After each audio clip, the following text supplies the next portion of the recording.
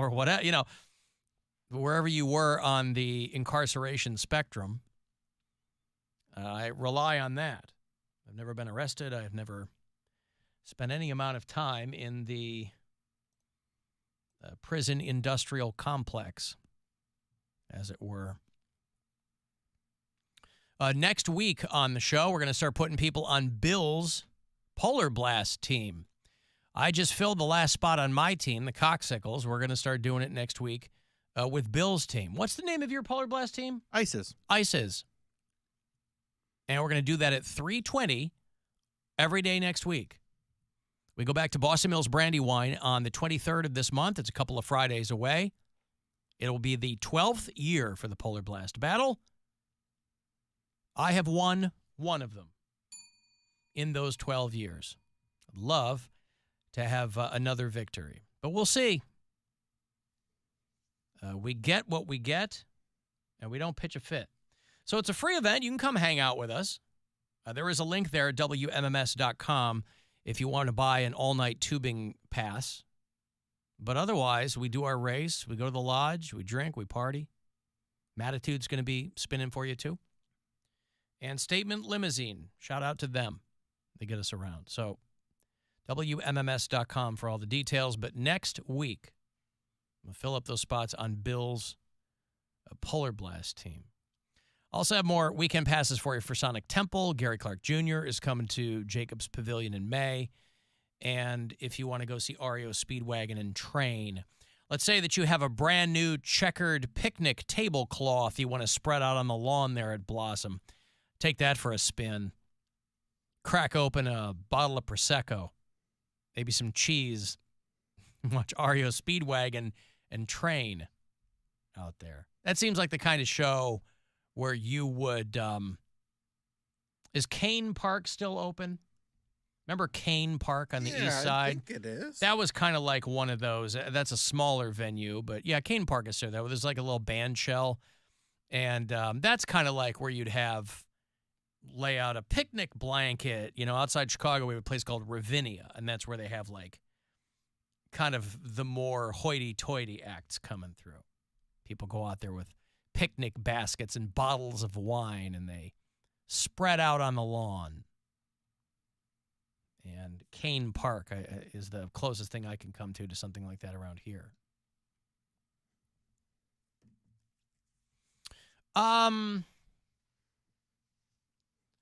Okay, let me give you this. Okay.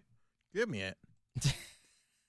Because it's just stupid, but I think it's entertaining. Perfect. Somebody put together, congratulations, by the way, Cleveland, because you've done it again. You might not even know that you've done it, but you've done it again. They ranked all of the Major League Baseball teams based on the distance to the nearest Chili's. And Cleveland, Ohio, where do you think Cleveland showed up? Ooh, I think we're probably right in the middle, because what's the closest Chili's to? It's got to be a good 10 miles away at least. We're number one. Map it out here. It says it's 15 miles. So maybe there's, I don't know. This is a new chart for what I've seen. So it ranks all 30 parks. T-Mobile Park, I think that's where the Mariners play, is the farthest away. That says 279 miles. That can't be right. That can't be 300 miles away from a Chili's in Seattle. But Progressive Field, number one. So maybe this whole thing is off. Maybe this is just some... I don't know if they got the right Chili's information. Maybe this is just some guerrilla marketing for Chili's. The Blue Jays and the Mariners were both expansion teams and are the two farthest teams from a Chili's. This is not a coincidence. So on the live stream, someone said, the Chili's at CSU is closed. Twitter reported the lie today. So they got so it that wrong. was... Yeah. I didn't know there was ever a Chili's at Cleveland State. Was it a Chili's Express? I don't know. Okay. Well, then I wonder where that puts us. That's got to knock us down the rankings, because Yankee Stadium is almost at the bottom with 14 miles. So if the closest one to Progressive Field is now double-digit mileage, oh, my God. You want to talk about first to worst. I mean, the So it's Angel, Wrigley Field's the middle of the pack, PNC Park, Guaranteed Rate Field where my White Sox play. They're 10 miles from a Chili's. I mean, yeah. So anyway, well, for one brief shining moment, I thought, thank you for the devotion and accuracy, but for one brief shining moment, I People thought. People are blowing me up, sending me the screenshots of the old Chili's? Of the Chili's closed, permanently closed. Oh, no. Yeah. And how long ago was that? I don't know. It says I never even knew it existed, the Chili's over there. Chili's has fallen. All dining locations to be rebranded for, okay, so this was summer of 2021. Boy, somebody has really old information then, because I think that ranking is pretty new, or the graphic is pretty new.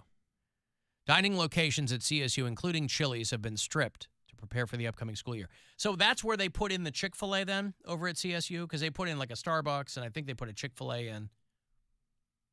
The former home of Chili's. No idea, I guess. I don't know either. Chili's replaced by the Magnus Food Hall. All right. Well, anywho.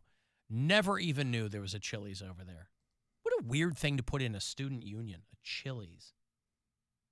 But it must have been like a take and go or something over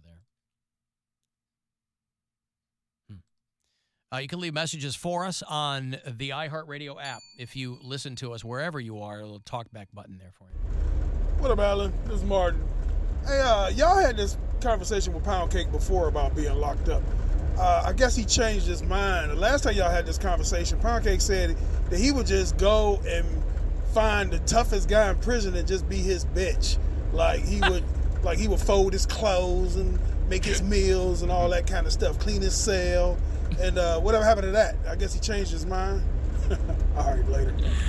Oh, thank you, Martin. Okay, so I guess you've thought differently about it. Are you growing as a person? People can change. I don't. You no longer want to be a guy's bitch in prison? But I don't know.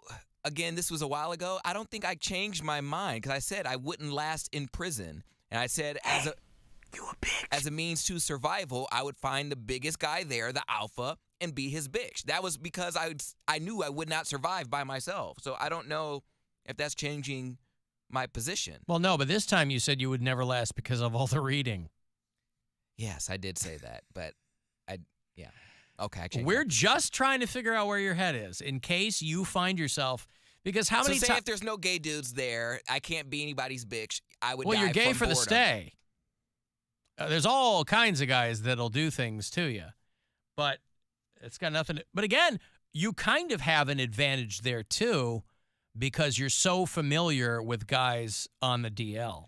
But you're so familiar on the outside with guys creeping behind their wife's back or whatever. And so gay for the stay is just, I don't know how that's one stage away from that. How accurate that is, though, because like people, if I go to a minimum security prison, these are people that like stole or credit card fraud, stuff like that. Then they might not be there for that long. Are you gay after like 3 years? Like you're like, well, I can't wait 3 years, so I'm just gonna be gay. Like, how quickly do you move into sus territory? Well, I think it's usually forced. Sir, this is the drunk tank. Please put your penis away. Right? Like, you're like, I guess I'm gay for the stay. Like, I don't know, and like I feel like, oh yeah, it would be great, but Sir, this is a traffic ticket. Come on. Every gay guy is probably thinking the same thing. Like, I'm gonna have competition in there. There's gonna be men in there that look a lot like ladies. Yeah, but my understanding is that in prison, that's something that's forced upon you. It's not something that people line up and, In a maximum security, I'm saying if. Well, what makes you think you're going to be in minimum security? Because I don't do anything. If I go to prison, it's probably going to be. I don't know. Right, but since this is all a hypothetical scenario, you don't know what you will find yourself doing. So if you might end up falling so madly in love with someone that they convince you to help them rob a bank. Ooh, and I'm in his getaway car. Oh, that's kind of a hot scenario. Are they going to put us in the same prison? I don't know. I don't know what they're going to do. Like, I love you. You're going to wait for me, right? He snitched and said it was all my fault. Back to Ronnie and Clyde. Yeah, no, I don't think I would survive. I was talking about, oh, God, I really wouldn't survive because of boredom. Like, you either have to work out or read, and I don't want to do either. You know you can survive boredom, right? There's nothing wrong with being bored. If I get 30 years and all I can do to survive and like get over boredom is eat the nasty jailhouse food, and I'm a picky eater as it is, and then read a book or work out, and I'm like, ugh, it's stinky in here. It's everything's damp. Yeah. And like the books are old. Like I'm not gonna want to do it. Everything's damp. Everything's damp. I just imagine. I've never been to prison, and I don't want to go. But I just imagine there's a smell to everything, and everything's damp. There's always clinking pipes. And there's definitely a smell. Yeah, I imagine people who get out of there. They know that smell anywhere. Like they know if a mattress has come from a prison. Like they're like, oh no, that's got prison all over it. I can smell prison. Prison anywhere. all over it. Nah, man, I haven't changed. Well, I'm just trying. Martin had a question, and I guess he wants to keep track of where your head is. Like if I go to prison at any given time. If I go to prison, I want it to be after my mom passes away because I'm gonna have to survive for her because she wouldn't survive me getting beat up and dying in prison. So I have to find a way to survive. So I gotta find the biggest guy in there and be his hoe. I don't want to do that. That's not your my mom. goal, your mom would be happier about that. Yeah, she's like, you're taken care of. All I wanted you this entire time was for you to find peace and a partner, and you've done both. Yeah, I'm sure that's how those relationships work out too. Peace and a partner. I'm like, all I gotta do is share my cornbread with the mom is fine. Like I'm taken care of. Like no one's gonna. Are you in prison in the 50s? I don't know. Broccoli or is cornbread a euphemism for something? No, I give him half of my lunch tray. He gets my broccoli and cheese, my field trip bologna sandwich. Yeah, swimming in mayo. That's what I get. I'm taken care of, Mom. Did you watch the Wendy Williams trailer? Oh my! I feel so sorry for her. I can't. Whoever suggested that she looks like E.T. when they put the wig on. You guys are so mean. But that's all I can see because her eyes, I know she's got that condition, but her eyes are always, it doesn't help when you have a condition that makes your eyes bug out and you are also clearly confused a lot of the time. This bothers me. And it bothers me because, one, I'm a Wendy Williams fan. I've said it before. Her and Wendy Williams and Elvis Duran and Howard Stern were my main inspiration to getting into radio. I just loved their craft. And people will immediately say, oh, this is Wendy's incoming karma, blah, blah, blah, regardless. So you're saying what she is doing is wrong. What she did was wrong, but you guys are acting the same way, like, towards her now. So either what she did was wrong and we should, turn the other cheek and do better, or we're acting just like her when she's in her time of need. And also, well, she's an EP on this, so I wonder how. Exactly. I mean, obviously, they're exploiting her. Well, no, she wants to be. She says it at the beginning of the trailer. I've wanted to be famous since I was 6. I'll play a little bit here. Ooh. It's like a 2-night thing that they're going to do over on Lifetime television. From 6 years old, all I wanted was to be famous. A Lifetime 2-night documentary event. Showtime. Executive produced by Wendy Williams. The boss is walking, everybody. Nobody can do it like Wendy. No one. People love Wendy. You are a star. She was in her living room every single day for 12 years. Yep, I guess that'll do. And that's what people responded to, her authenticity. And then at the peak of her career, she was gone. An empty chair, an empty purple chair. Are we ready? Yeah, waiting on you. And all right, and away we go. And then she's like, I have no money, and everybody's trying to take advantage of me. And this is what I don't understand. Because she got ill. Okay, but if she's ill and she's under conservatorship right now, how is she executive producer? What do you mean? If you're in a conservatorship, they have control over yourself, which you're not able to take care of yourself. You can't make your own decisions. Is someone telling you to take medicine at a certain time, and also your finances. You're unable. Because if you're gonna produce something, it stands to reason that there might be other people with a financial interest. But that means she can work. That's the same thing Britney Spears was going through. They say Britney Spears was unable to make her own decisions, but yet they were pushing her out doing this Las Vegas residency, and she doesn't own anything. So she's not an executive producer, and she's not songwriting. So No, but executive producing a two-part documentary series, you sit in an editing room and say yes, no, yes, no. she's either sick and unable to work, or she's okay to work and needs to be left alone. And if she goes broke, it's on her. I don't understand why there's a conservatorship in place. Well, because I don't know, but there's a difference between doing a talk show every single day, She which doesn't is have to do the talk show. Okay, they canceled the talk show. She can do a podcast. She can do a radio show. she is doing a tried. podcast.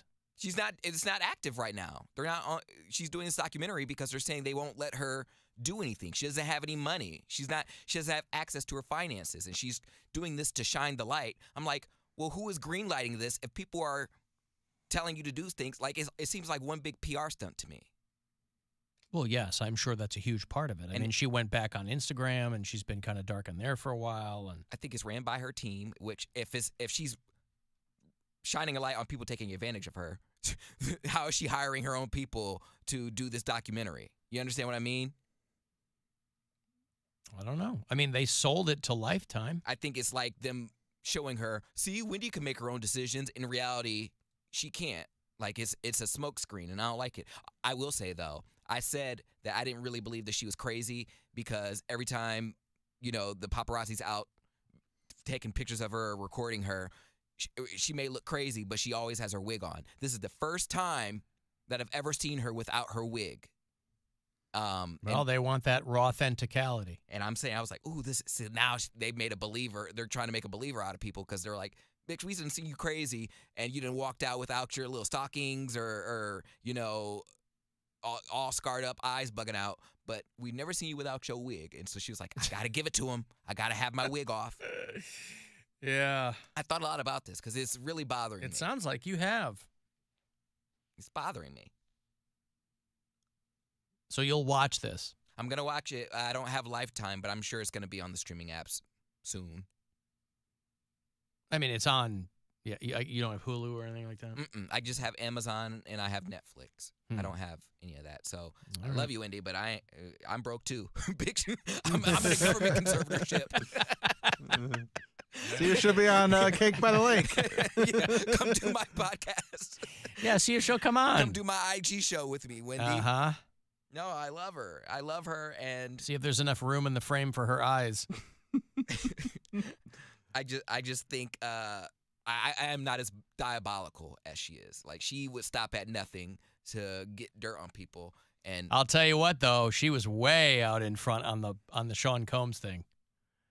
Back in the Hot 97 days, yeah, he got her fired. She was way ahead of everybody else on that. I don't believe that she was full of crap. That's why I'm saying I think she is a nosy woman who knows far too much. And this all happened right around Or the you time. just listen to people because people can't keep their mouths shut. So if you're in the right place at the right time, you're going to hear somebody talking about something and you just lock it away. She told us about Cosby. She told us about Diddy.